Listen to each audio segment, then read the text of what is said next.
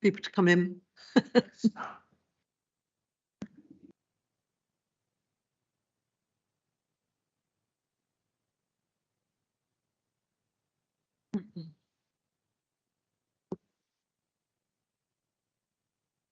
Good evening, everybody, and welcome to the Health and Wellbeing Board this evening.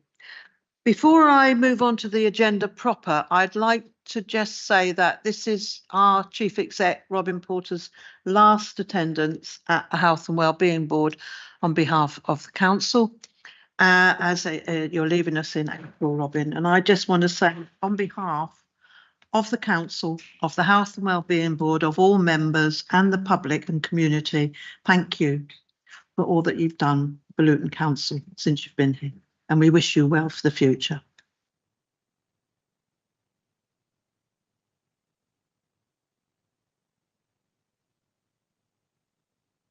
Let's move on to the agenda now. Apologies for absence. Yes, Chair. Quite a number of apologies were received. David Carter, Felicie Cox, Diraj Chiba, Jill Brayton, Anita Pisani, Faith Haslam, and Phil Turner. We have some subs in. Yes, we do have some subs. That's it, yeah. Okay. Is it okay for me to sign the minutes of the 10th of December at a true record? That agree with everyone? Thank you very much. There we are. I obviously raise the disclosures of interest for members if they need to make any. We've no urgent business and no references from committees. There were two items under item 6 and 7, which have both been deferred for this evening and will come at the next meeting of the Health and Wellbeing Board tonight. So that is on the 8th of April, and that's the ICB updates and the Child Friendly Luton updates. They will both come to the next meeting. Apologies for that this evening. So we move straight on to item 8, Housing Challenges and Housing Needs Report. And we've got Claire Asprey with us tonight to start that debate and discussion. Thank you, Chair. I'll just share the presentation.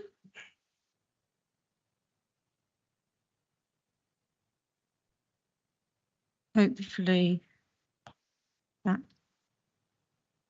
it works. Marvellous. Thank you, Health and Wellbeing Board. You'll be about to find out why I'm famous for the phrase, give me 5 minutes and I'll make it about housing. And I'm about to talk you through some of the clear connections between housing as a determinant of health and a bit of a picture about some of the situation in Luton and some of the work that we're looking forward to doing around, or we started already, around better understanding some of those specific and general housing needs. So just to recap, our recent peer review identified housing, and particularly affordable housing, as an absolute keystone issue for the success of Luton 2040. Housing is relevant to all 5 elements of our key 2040 aims. And the Institute of Health Equity, who we've worked with on our Marmot Town work, identifies housing as a foundational determinant of health. And for those from a social care background will recognise that every decision about care is also a decision about housing, which is a very important line in the social care white paper, because everyone who's receiving care or experiencing life is living somewhere, and where they're living has a massive impact on how they're experiencing that life and their health and well-being. So we know that there are problems at a national level, and there are absolutely problems at a local level. Just pulled a few kind of key headlines out here. We know that councils up and down the country are under a huge pressure from homelessness challenges, that house prices and affordability, and rental affordability in particular, is an issue in places, and Luton is one of those places where we have seen significant increases in private sector rents in recent years, and that's also playing into the challenges around our homelessness situation. As you'll probably be aware, we are a unitary authority with housing responsibilities. Some of those key elements include statutory responsibility around homelessness. We do a lot of work around rough sleeping and supporting people off street and into settled pathways of accommodation. We have responsibility around our own housing stock, where we own nearly 1 in 10 homes in the town, and I'm pleased to say that as a tenure, council housing is the best looked after tenure in Luton, but we still have challenges around that, and a lot of new regulation coming in terms of our social housing responsibilities, in terms of quality homes and management, and private homes, private sector, particularly private rented sector homes, and the quality of those in Luton is a long-term challenge which members are particularly interested in, and we have been working very hard for a number of years to improve our enforcement and licensing in that area. I hope we're still now on the cusp of finalising that, but it's, that's been a long-term piece of work and an ambition for us, because we know that quality of private rented sector homes is an issue in Luton, which was picked up in the Marmot report. And fuel poverty as a part of that as well, where a lot of the homes that are in that sector are more likely to be experiencing cold and fuel poverty. As we know, we need much more affordable housing and the right kinds of homes for Luton. This is absolutely a priority for our members, and we have some big ambitions around driving affordable housing delivery, looking at all which ways to do that, and new partnerships that might be able to deliver for us, as well as the homes that we're delivering for ourselves. And we are going into the situation for a new local plan, where we have an opportunity to embed some key ambitions around wellbeing and the kind of housing that we need. And so I'll pick up on some of the work that started around better understanding those general and specialist housing needs, because the availability of some specialist accommodation has a massive interaction with both social care and the health sector, hospital discharge, hospital admission prevention, and so on. So in terms of this work, we have got a working group that's pulled together staff from across the organisation: housing, homelessness, adult social care, children's services, business intelligence, planning, property, a whole load of things. And we have started to collate, what do we know, really? So what have we got now? And does it tell us what we need to know? And if there's gaps, how are we going to fill them? So we are looking at the moment, particularly around our current caseloads and demand and accommodation provision, what's being commissioned, what's sort of out there. Is what's out there the right thing in the first place? Will it still be fit for purpose? What do we think is going to happen over the next 5 to 10 years?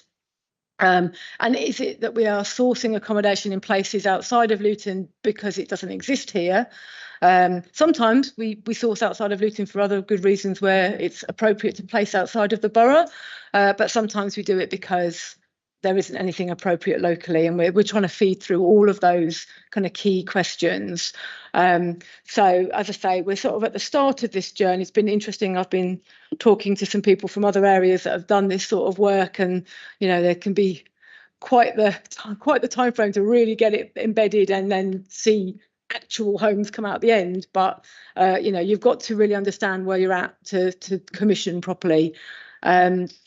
So I've just put a bit of snapshot in really here, just to give you some idea about some of the kind of headline stuff that we're seeing in terms of some of the general and specialist areas. So, we've got about 12,000 households on our housing register right now. And in the report, you'll have seen that, for context, in our current local plan from 2011 to 2031, we have a total number of homes planned for the district or the borough of 8,500. So the total 20-year housing supply is about 2/3 of what the current housing register waiting list looks like. So that'll give you some context about the levels of demand. I could literally build every new home in Luton for affordable housing for the next 20 years, and it probably still wouldn't meet everyone who's expressed an interest and gone onto our housing register. So that's telling us we have to be really good at prioritising and understanding how to make best use of what we've got. So again, some more nuanced information coming in from around children who are currently within our care and children who are leaving our care. Something that we need to bottom out is where people need independent accommodation and what the right accommodation is, because we may not be able to supply that through social housing alone, and we need other routes that are more stable, because that's clearly a problem at the moment. Aspirational later living is a thing that I've been banging on about for a long time, making sure that people are aging in the right places for them, that they can age at home in their own homes, but other homes that they're in right now, the homes that they need to age in, helping people make good choices about that and having good options for them. So I think there's work, there's more work to do there, especially given the kinds of sites that are coming through in Luton. We are going to see more kind of flats and single floor accommodation, and maybe there's something we can do with that, and that would free up other homes for growing families potentially.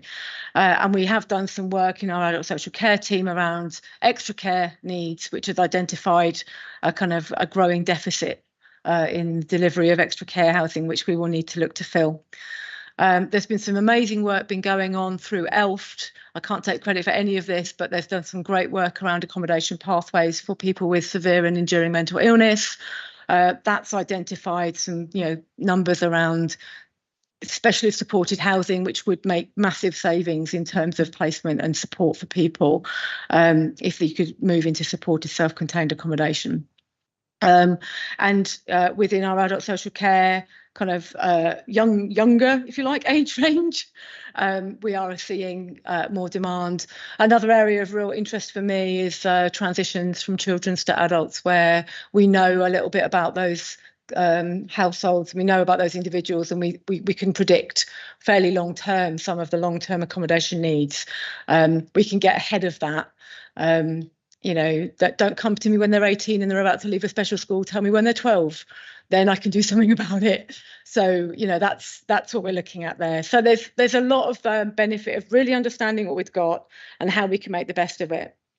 And so I guess my message to the Health and Wellbeing Board is that we are trying to be a bit more sort of system intelligent around this, and we want to work as a system across other partners as well.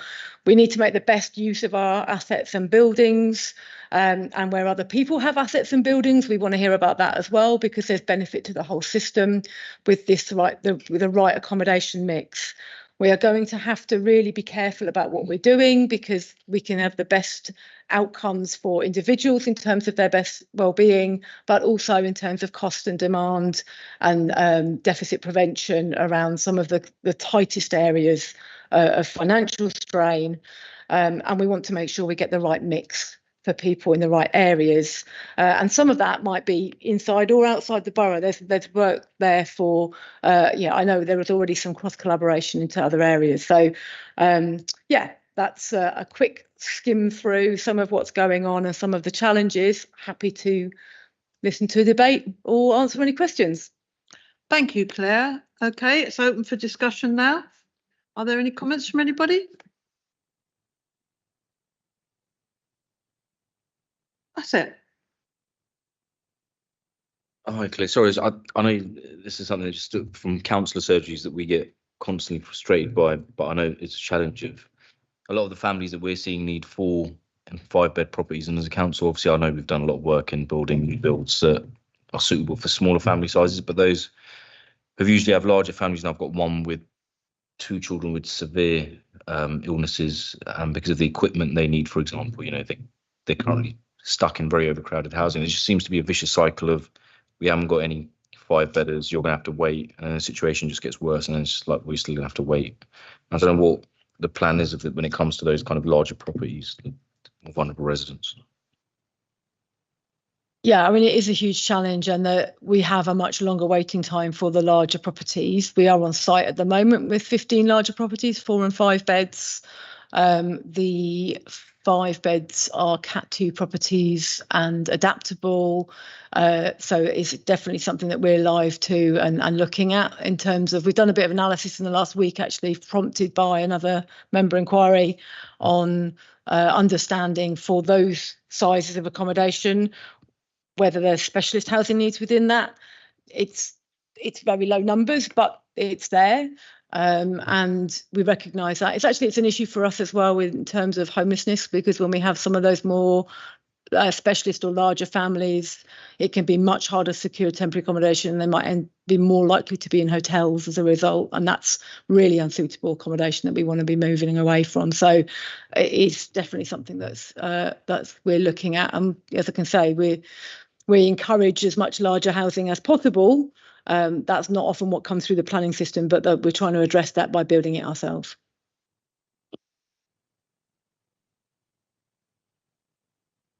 Can I ask, Claire, it's not directly something I think that you directly work in, but I'm very interested in the issues around rough sleeping. And I know that a lot of the people that are involved in rough sleeping have addictions or have mental health issues. What do you think about the opportunity for a specific crisis centre for people like that, and whether you think that could be a practical solution to deal with some of their issues, but also in terms of getting them housed in some temporary way?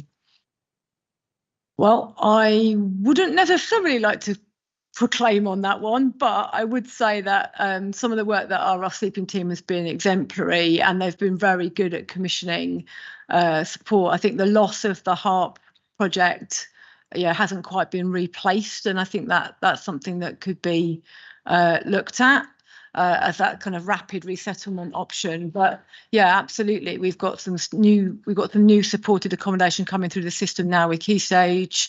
There is some very good coordinated work going on. I see Mark's nodding, so you might have something more detailed to say, Mark. This does sit more in your area, but it's about finding the funding for that sort of work, and I know that Homes England are funding the projects that are on site right now. Okay, thank you, Mark. I'd just build on what Claire's saying as well. So I think it's a really good question, Hazel, in the context of, is there a dedicated centre that we're needing to deal with people who have more acute issues? And I think the answer is yes. And what we need to explore is actually the levels of funding that we have available at the moment from a variety of partners in the room, even tonight, and how we execute against that. What the council's embarking on at the moment, working with partners, is something called a single homelessness front door. So actually, a lot of the people that are coming to the council, this is such a complicated subject, so I'll just try and explain it as simply as possible. When people approach the council for support with homelessness, if you're a single person, it's very unlikely the local authority will have a responsibility to support you. And that's the way the law set out and the way the government actually frames it and what you're doing. And some of those people are living on the street. Some of those people have acute needs, and where it is. At Luton, 50% of the people approach us for help are single adults, and 90% of those don't require any direct support from the council. So actually, that's just not helpful by way of the support we're trying to put in place. What we are trying to do, working with our partners, is think of a pathway that actually links into something called supported living. So these are different providers we have across the boroughs. We know that we want to work with to help shape the market, because if we can do that actually in a pathway is better, actually that's better for the person that needs support to go through that direction rather than actually coming directly to us. If we can get on the front foot with that, we can then look to influence the market as well. Because the other thing we have conversely working against us here is we're done to. So there are boroughs that are placed in Luton, Bedford, where we're looking to do prison leavers in some of our units. We've got problems with London boroughs actually placing here as well. Supported living is very competitive. So we're trying to stay ahead of that. Where it is helpful for us is doing the single homelessness front door. I think that gives us a real way forward that we'd want to build over time. And what's really solid about it is actually the work that Claire's doing, looking at the overall housing needs. So this is the first time I think the council has looked at needing children's, adults and housing need collectively together, because we're going to have to make some really tough choices as well. But one of the questions I wanted to ask Claire too, actually, this isn't loaded at all, Claire, so don't worry. But from the side of actually, we're talking about building, but procuring and sourcing is really key. So how we're looking to do that. And then the second part is actually prevention has to be at the heart of what we're trying to do. So helping people maintain and stay in their homes. So just a view on that. Yeah. So when I talk about sort of new, I suppose I'm also talking about procuring, because sometimes the right solution is to acquire something and make it the right thing. And we know that already happens actually in terms of our adult social care portfolio. It's, we have providers who will come in and buy appropriate accommodation. So it doesn't all have to be new build for sure. But I think absolutely what we need to do is really understand what it is we're going to be needing, and that helps us to identify that stuff early. I'm quite often sent, something comes in. In fact, literally yesterday, something came in. Someone had a big old HMO. Oh, is the council interested in this? And I'm like, well, maybe, and I sent it off here and there, and everything. We all talk to each other across the organisation to say, there's a building on the market here. They're interested, they've approached the council. Is this something we can use? So absolutely making sure that we keep those conversations going and having that basis of understanding what we are going to need, what we need now and what we think we're going to need soon. But there's also an element for us around how is it best delivered, because for certain types of supported housing in particular, it is no benefit of the council to own the building. We need other registered providers to do that for housing benefit sort of rules and so on. So absolutely, that's about those relationships with other providers. So what do we need isn't just about what we can build, it's about what we can procure as well. You're absolutely right. On the prevention issue, I think there's a lot that we can do, and particularly, I say this because I'm dealing with it in my personal life, but particularly around sort of older households and preparing for living safer and well in older age. I think there's a lot more that we can tap into. And I think actually some of that is about having really good advice and guidance. And there was some work done actually back in 2019 that looked at this sort of continuum of support, not just about the accommodation options, but it's about information, advice, adaptations, helping people feel safer and so on. And so there's different intervention points that we can have. And I think, interestingly, the conversations I've been having today about adult social care data is helping us to understand what are the triggers and the drivers that might force a move, and how can we understand more about that and get ahead of it. I think, again, that once you start on this, there's so many more ways that we can be intelligent and system wide about this, but I can't say that we're doing all of it right now. Anybody else got any particular questions on housing? Just got one. Yeah. I really think your slide 19 really helping to demonstrate the size of the problem. So I'll share that. But I think it's when you mentioned about some of the work that East London Foundation Trust, the mental health provider, and what the opportunities are. And it's about managing expectations, because it's been mentioned. So I just think there is something about almost all of us here being really up to speed with the script so that we can be ambassadors for some of this, because otherwise it can feel a bit hopeless and you're not really quite sure how you can contribute. Yeah, that's a really helpful thing. Would it be helpful if I did a little kind of one pager to send around afterwards or something that with some of the kind of headlines? And I think we could also help to manage expectations, because of what Mark just explained, is that, you get some really well-meaning staff in hospitals, mental health, but if we should all know what the facts are. Yeah.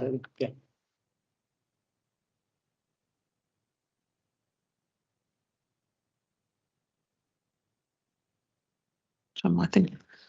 Is there any other questions or any comments? Yes. Thank you, Chair. I was just going to say, just to assure you, Nikki, the work that's been led through ELFT around this is sitting under the Section 117 programme board, at which all partners are.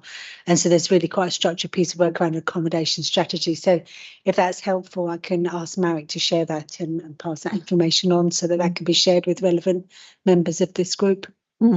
Thank you. I think that would be useful. Thank you.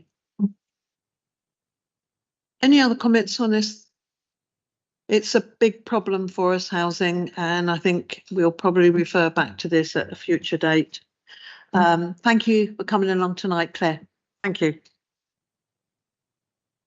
So we now move on to the performance management items, and the first one is a healthy weight update.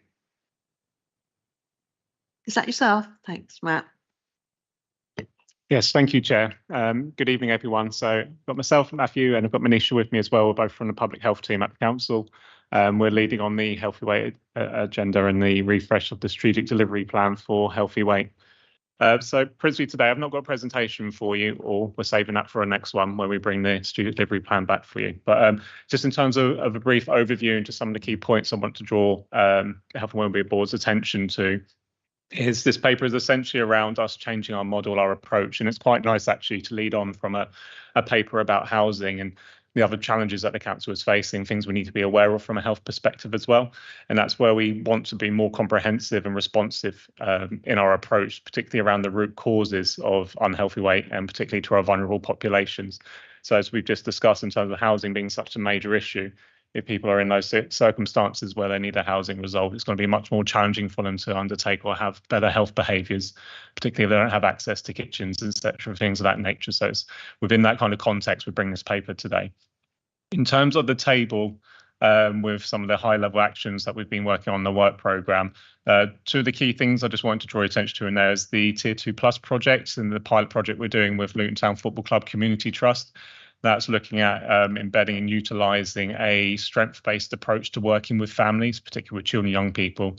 So as you know from the data and the stats that are in the report, that Year 6 obesity prevalence is still the key issue for us, particularly in public health. It's our major concern and remains our major concern around healthy weight for Luton at the moment. It's been very stubborn, and it's not just unique to Luton. It is a national-wide issue, and we're all working hard to try and improve that situation.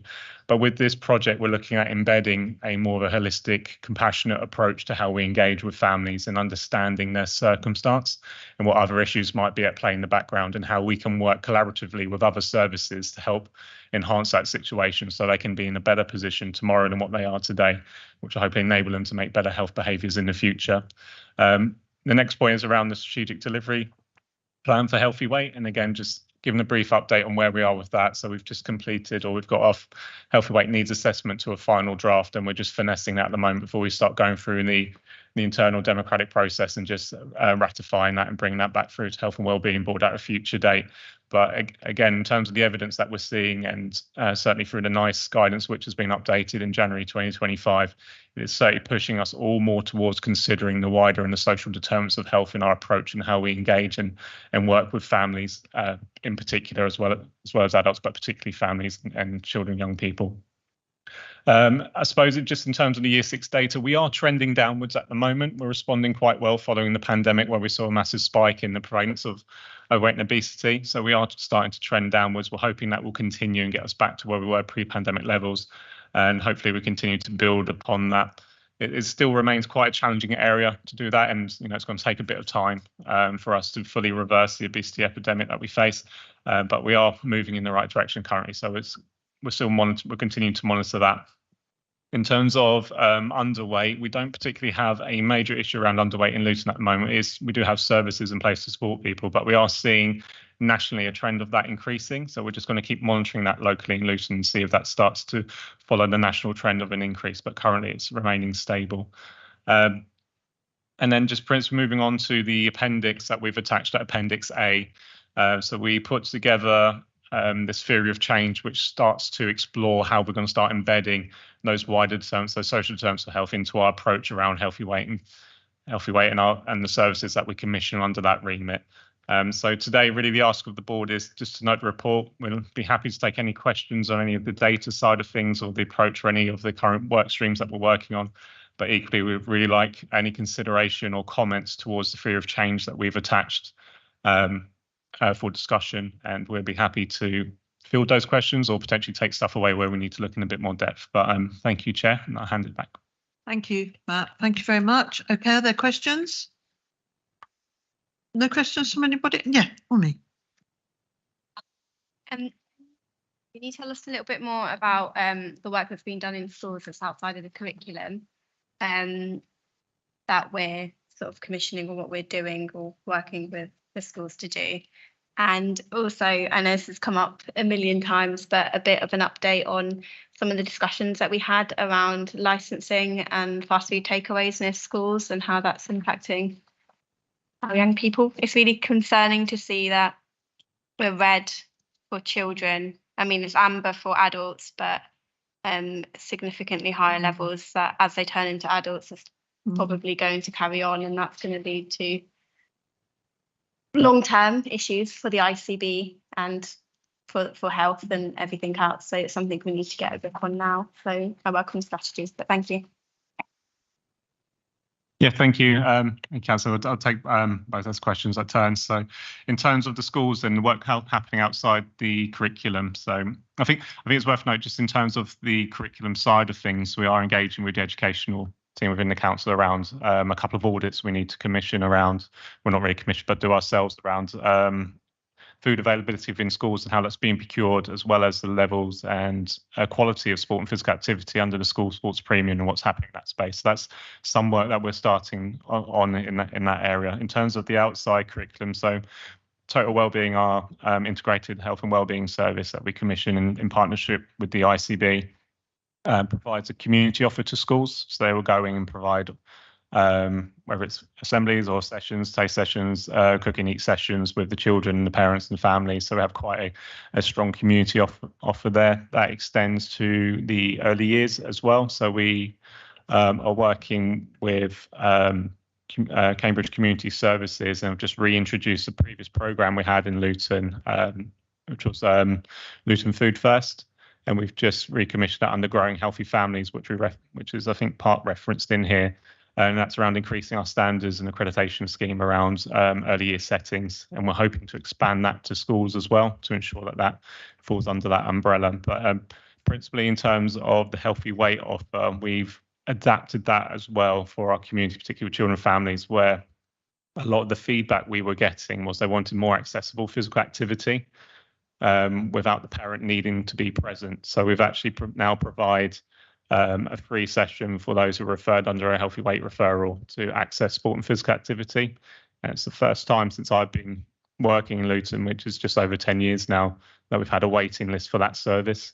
So it's been really well received by the community in terms of just providing, whether it's a bit of respite for parents to be able to go out and do maybe the food shopping or something else, or just have a break while we provide a positive form of physical activity for the children. So that's some of the bits that are going on. But more broadly than that, we still need to work on community access to our education facilities, and particularly where we've now got an abundance of academies in Luton, that's become a bit more of a challenge. But we are working with educational colleagues to try and unlock and tap into those facilities without there being a cost barrier there, which we're seeing particularly around clubs like hockey and things in Luton. In terms of the licensing and hot food takeaways, we're continuing with our stance on that. So I've got Manisha with me. She's been responding. She responds to every single application we get for hot food takeaways in Luton, and we put quite a vigorous response in. Guys, we'd be happy to hear that the national planning policy framework has been updated, and it's provided local authorities with stronger powers around rejecting or refusals to hot food takeaways in and around where schools or where young people congregate. So we're able to draw reference to that now as a material consideration within all of those. So we're very confident moving forward that we'll be able to refuse the majority of those applications that come in. We've also recently just seen through the public health outcomes framework that they've now brought in I don't know what that beeping is. Are we okay? But we've just seen a comparison brought forward for hot food takeaways per 100,000, and at the moment for Luton we're in about middle table of there. So in terms of other areas which you would probably recognise, in terms of London boroughs, there is a stronger challenge there. So we're looking to engage with those areas and see what they're doing as well around those different things. But principally, it'll be around working with the existing hot food takeaways from a commercial perspective, particularly on that licensing front. So there's still some more for us to do there, but we're hopeful that we can sort of reintroduce some pledge system for the current offer that we have and we can't do anything with. But equally, on sort of the housing issue that we just had, are there ways and where those services or those hot food takeaways no longer exist or go out of use, can we easily transition those into housing, maybe to support our housing needs? So there's lots of different things we're trying to explore. But hopefully that just reassures council that we're working on those. Thank you. Can I just ask one more thing, if that's okay? With regards to the tier 2 weight management services, and you're saying that you're looking into it with Total Wellbeing, it seems like the uptake isn't amazing. And I'm assuming this is what you're doing already, but particularly whether it's culturally tailored, the programmes. Whenever I've seen any sort of tier 2 service anywhere, it tends to be revolved around, it doesn't tend to be tailored culturally. And we have quite a diverse population here. So I guess that's one thing to consider, particularly with especially lots of our young people being from global majority countries. Thank you. Yes, thank you, Councillor. And one of the good things with the NICE guidance changing as well, it's allowing us a bit more freedom in coming away from the rigor around the tier 2 offer. So we're working alongside Total Wellbeing and how we better tailor that across the community and work in different spaces, and it won't be the same offer in every area. So we're exploring that, and definitely it's part of our focus and will be featured in the strategic delivery plan when that comes back through. So thank you.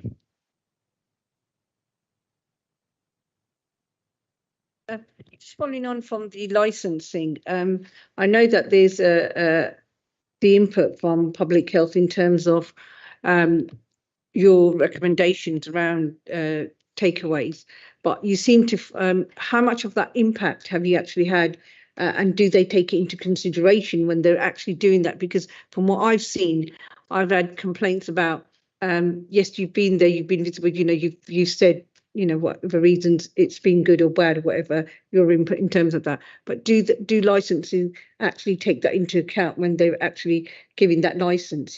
Because I've recently had complaints about them not taking that into account, and the fact that how much input can you give to some of the trailers that are coming around some of the schools as well now, because trying to get past those loopholes maybe, and coming there. We've had a local school recently that's approached us because we've got every takeaway you could have around there, and now you've got this trailer that's popped up.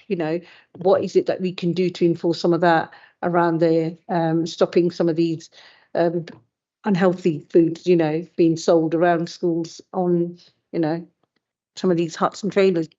Did you say a trailer? Yeah. Some of these, they've got just like little huts that pop up, Right. They may just be in a trailer that they're just selling food on. So. Yeah, absolutely. And I think the refresh of the local plan is going to give us that opportunity to instill that better policy. I mean, particularly around working with current establishments, we're looking at developing a good food charter for Luton, which we'd expect people to sign up to, and we'd want that to be engaged as part of the licensing process. We've had one really fantastic example of a hot food takeaway which expressed their desire not to contribute to any obesity issues across Luton, and we'd like to see more of that. So we want to replicate that and that good practice across Luton and have that more ingrained. But certainly, take your point, Councillor, the policing element of it is certainly the hardest part at the moment. Around, as you say, they will state and say they will do certain things, but how long that lasts for and then how that's policed and maintained and engaged is still an issue. We had the same thing with the tucking initiative that we brought to Luton. A similar thing where companies could pledge and would do certain things, but again, that policing element and making sure they're actually enforcing that is an issue for us currently. In other areas, they typically do that through environmental health when they do their hygiene checks and things of that nature. So we will really re-explore that again as a possible option for us in Luton. But previously, it wasn't something that we were able to progress with, just around the sustainability element of it, because there's a cost associated, and if we could embed that into an existing system. or service, it would work better. So it's definitely something for us to do in that space still moving forward. I think the only other thing I would add around the issue around schools is that we definitely want to work with them to help strengthen their policies. And as I say, with the National Planning Policy Framework, that will give us greater powers where, we've even seen schools in other areas who will bring in a policy around ice cream trucks and things of that nature. So they're not able to park up directly outside of schools and things like that. So we'll be looking at how we can work with schools to enforce that policy as well as through the local plan. So we can make that, again, where there's young people who congregate, foods that are high in fat, sugar and salt should not be available if we can help it moving forward. So we'll be able to really strengthen our policy position as part of the local plan. And as part of the food plan and the work Manisha does currently, we respond really strongly locally to any applications. And we'd like to see that move into licensing as well when these applications come in, to have hot food like pop-up trailers and things of that nature occurring. So I'll pick up with licensing to make sure that we're moving that forward. Because I haven't had a conversation with them for a little while, but that's certainly on the agenda following our recent or the workshop we had last year, the member workshop that we had last year around hot food takeaways. Could we not ask for a report from licensing on how many takeaways we've had, how many have applied, how many? Yeah. And have that direct to Health and Wellbeing Board? Yeah, it'd be good to find out also how much they consider the health part of it when they're actually giving these applications. So to see that it's okay to have the policy, but how much of that is actually being implemented in terms of licensing, and are they just doing the report and it's been noted, and how much of it are they actually considering as part of that? And the issue around the trailers, I'm sure if they're outside of schools, I'm not sure that they might be legal. So why aren't we just getting some enforcement people up there and moving them on? Yeah, can we pick that up? And I suggest parents and anybody around a school that sees that, report it, and let's deal with it straight away. Yeah. Okay, so we'll get some more information back on that, Matt. Thank you. Yeah. Is there anyone else got any questions? Yes, Matt. Yeah.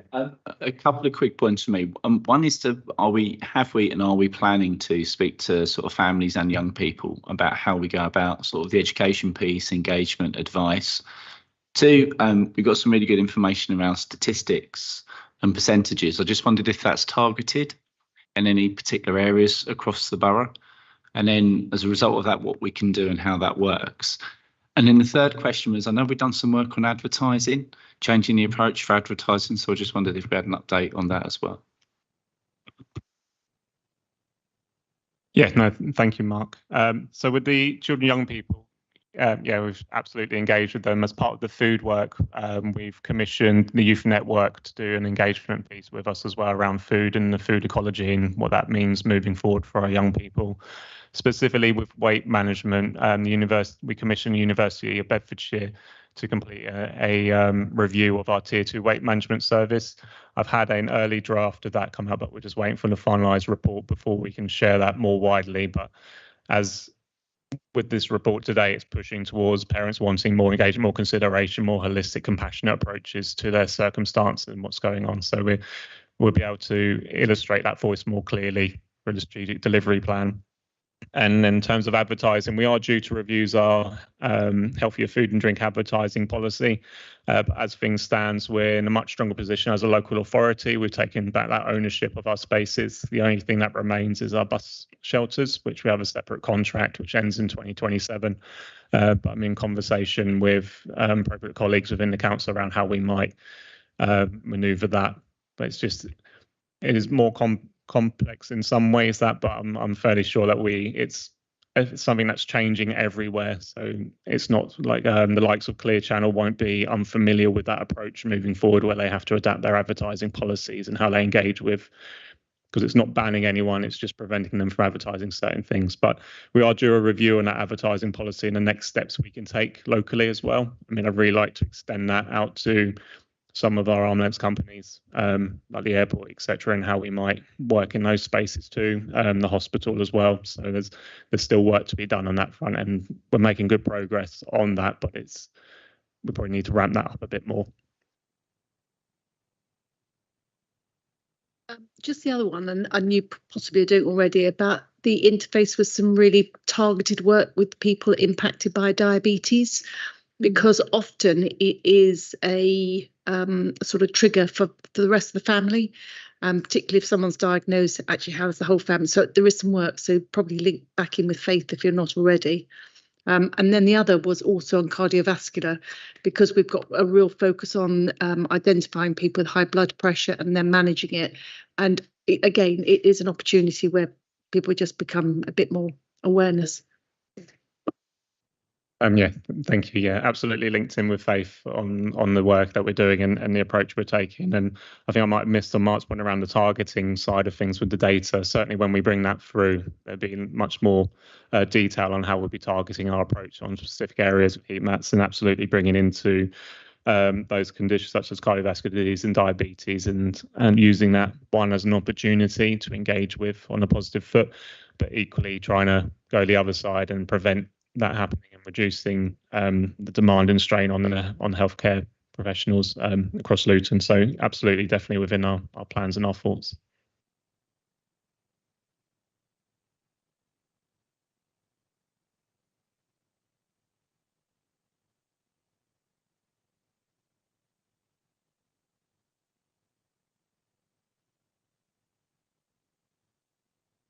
We now move on to item, 9, 10. Not like 10. Yes, so. 10, sorry. And that's to do with public health senior public health intelligence analyst. Is that yourself? Yeah. It's not. I'm Elizabeth Elliott, and it's Tutu who is online. So hopefully I'm going to hand over to Tutu, who is leading our pharmaceutical needs assessment. Good evening. Good evening, everyone. My name is Tutu Odufoa. I'm the Senior Public Health Intelligence Analyst with the Public Health team, and I am leading the Pharmaceutical Needs Assessment this year, together with working with Elizabeth Elliott on this project. So we have presented a report today, and if we'll consider that read, I would just like to highlight a few points in there just to explain briefly what the pharmaceutical needs assessment is about, for anyone who does not know what it is. So this is a needs assessment that is done every 3 years, mainly because it is a statutory requirement. It's required by law for the Health and Wellbeing Board to assess the provision of pharmaceutical services within its area. The last one for Luton was done in 2022, and the next one is due by the 1st of October 2025. It is a needs assessment that has very clearly set out requirements, from the content to the timeline to when it must be submitted and how it should be done. Part of this requires a set of consultations, 2 sets of consultations, one which is ongoing at the moment. So there is a survey on for both the pharmacy contractors and the public. So if you are a resident of Luton working, which I guess every one of us is here, please go ahead and fill out our survey and let us know what your concerns are about your pharmacy. The second consultation period will be later in the year, which is around the spring, May to June this year. And that is a formal required period of 60 days where different organizations and the public again will be consulted about our draft P&A. At that point in time, we would have completed a draft, and we would like to hear people's thoughts about the draft and about our conclusions. So the main things the P&A looks at is the number of pharmacies, the types of services that are provided, and access to the pharmacies, for instance, timing, opening times, distance to pharmacies, and access to disabled people as well. So we look at the provision of services in different areas and see that the services are being provided exactly where they're needed in order to help improve the health of the community. So the main things that we would like to ask of the board today would be to note this report, because the pharmaceutical needs assessment is ongoing at the moment, and the final report should be published on the 1st of October 2025. The second thing we would like to ask is that I would like to draw the attention that the Health and Wellbeing Board should approve the draft copy of the pharmaceutical needs assessment, which will go for the formal consultation in May, and should also approve the final version, which will be published on the council website in October. We would like the Health and Wellbeing Board to delegate, we would ask the Health and Wellbeing Board to delegate the approval of the draft copy of the pharmaceutical needs assessment to Elizabeth Elliott, who is the chair of our steering group and a consultant in public health and also acting director of public health. And we would also like the Health and Wellbeing Board to note that we will be bringing the final report back for approval before final publication in September 2025. I'm happy to take any questions or clarify any other parts of the report which may not be clear. Thank you very much. Are there any questions first? Yes, Umi. Yeah, thank you. How much of the consultation process is going to just be online surveys, and how much of it is going to be face-to-face engagement with residents going into areas that probably won't fill in surveys online, just to make sure the consultation isn't a sort of tick box process, which often they are, because I think this is quite important. And I'm also just keen to know, and you might not, I don't know if you can answer this, but how much the effect of pharmacists having extended roles now with GPs signposting to them, how that's affecting local pharmacy services and prescription waiting times and things like that. I don't know if that's something that's going to come up in the consultation progress, but be keen to know. Thank you. Okay, so with the consultation, the recommendation is that we do it online as much as possible to keep within the green plan. However, we do make provision for hard copies for anybody who might require it. So there's a lot of promotion and marketing that is going on at the moment, and we are sending information about the surveys to as many of our partner organizations as possible. We're sending to the Council of Faiths, to the library, to the community centers. We're posting the posters around everywhere. We send posters to the pharmacies as well. So we're trying to let people actually know about the survey, and anybody who cannot fill an online survey, we will provide a hard copy for them so that they can fill it out there. This particular first survey is about information gathering. So we're trying to find out what people know about the services, whatever concerns they may have about their pharmacy. And the second time we will have the consultation is also going to be a survey. However, we have been discussing about if there are other ways that we can engage with the community in a different way to see if we can get a different set of views. The recommendation, like I said, the recommendations for how the PNA is conducted is, fairly well set out, and the suggestion is, we should have surveys, but then at the same time, we have the freedom to try different methods. So this is something that we have actually brought up, has come up in the steering group as well, as to see how else can we engage. And we're talking with our other partners as well to see how else we can engage with the community on that. Yes, you also asked about the extended roles and how these may be affecting waiting times. So this, we hope, is also something that we'll find out in the survey. We have asked people to let us know whatever concerns they have about their pharmacy, and access is one of those things. If they have trouble with the increased waiting times, if they have trouble with perhaps getting access to their pharmacist, these are things that they would let us know. I'm not sure if we'll be able to draw a direct correlation between those two, because the purpose of putting pharmacists in the front line is to, of course, reduce the pressure on GPs, for instance. So I'm not sure if we'll be able to, but if people do say that that is what their concerns are, that is something that will definitely go in the PNA as well. I guess people probably won't know that that's the reason why the waiting time might be a little bit longer. So I was just wondering if there's any sort of data or exploration of that, the effect that it's had, I don't know, nationally or whatever. That this is probably not the place for it to happen, but I just thought it'd be interesting. But yeah, with regards to the consultation, the second part of the consultation, it would be good to see more of actual community engagement rather than posters, because I know there are massive parts of the population that won't just go and scan posters or look at what's in, and there's loads of community groups across Luton where you could really dip in and get more insight. Thank you. Okay, that's definitely a great suggestion. We'll take that on board. Thank you. Hi, Tutu. So if I'm now talking really as the Chief Primary Care Officer, you know that we're partners with you, so very much supporting. You're absolutely right. It is a statutory must do because, and I had to write it down, the Pharmaceutical Services Regulation Committee actually uses each of the local authorities' pharmacy needs assessment, and it's all about the regulation, it's the control of entry, so it's really important. Now, there's two things I wanted to raise is, and it's what Councillor Ali was saying, is that it is the Pharmacy First scheme is what we're talking about, whereby it's more choice, but it's actually better for people, and it is much, much easier, that they've got far more self-referral autonomy, and sometimes it's about really getting that prevention bit.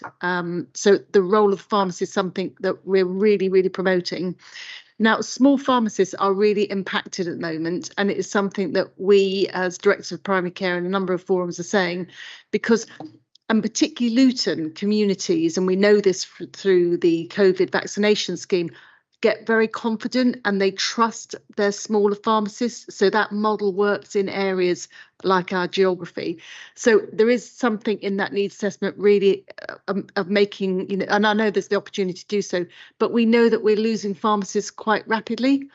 So that was that one. And I think the third thing is that Boomi in our team has quite a lot of information and data, so I'll do an email and link you together, so that will actually help to inform some of what people have been saying, because we've also been doing surveys and we've been doing some insight work, which is working with communities, and we've looked at some of that so we can share some of that patient, you know, resident feedback, etc. That'll be great, actually. Fumi is on the steering group as well. So, and I know that she was actually the one that during the first steering group meeting, she did raise this question of, you know, how can we find out more from people what their concerns are, with this question of pharmacy first and, you know, how it impacts the residents and the pharmacies did not come up, but definitely I would be happy to talk more with her if there's some information already existing about this. Hi, could you share the survey with Healthwatch Luton? And we could certainly share that with our community. But we also have a lot of people that don't have access to IT. So how they could get that hard copy would be great as well. Yes, I can share that. I can share that again, definitely. And anyone who requires the hard copy, we will provide that.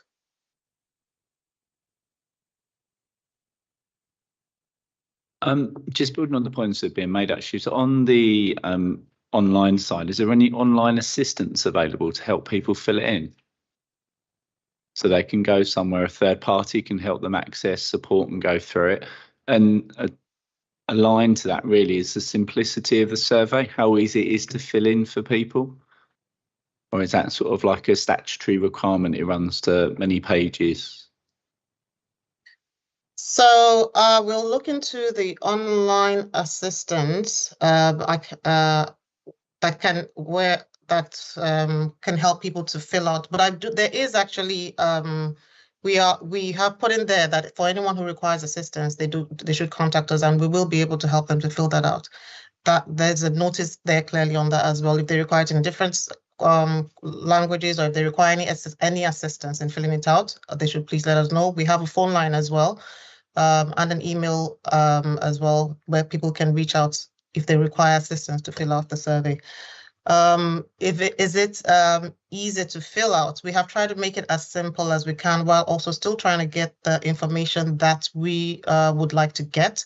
So obviously we are looking at a few different things. We're looking at trying to understand how people access their pharmacy, what services they use the most, what they would like that they don't see.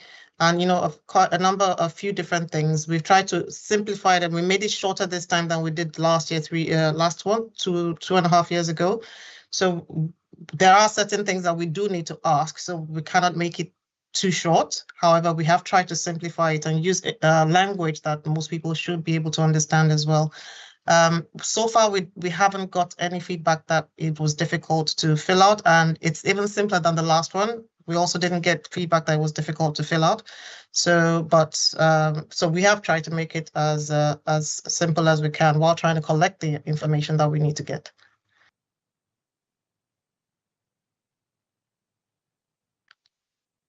Sorry, Chair, I just wanted to add as well that we're using the council's consultation portal to do that. So all the assistance that is available through the LBC consultation portal will be available for this. So it absolutely is in line with all of those, with all of those processes. So we, around language and accessibility, we've had to go through that. So I just wanted to raise that. And also just to add very quickly that when a pharmacy closes, there is actually a requirement that the Health and Wellbeing Board has an assessment of that closure and is able to assess whether that will have the impact that will have on the Luton community. And we will use the P&A to do that. So that has happened a couple of times over the last few years that we've had to have that discussion.